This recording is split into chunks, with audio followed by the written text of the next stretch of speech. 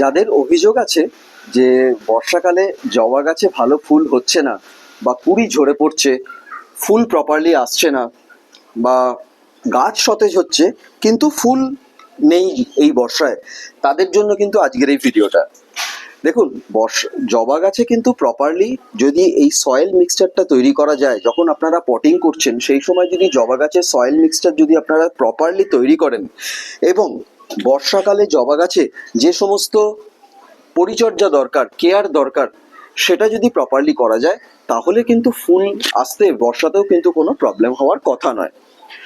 গতকাল শনিবার ছিল, গতকাল থেকে কিন্তু এই প্রচণ্ড বর্ষা কিন্তু কমে গেছে।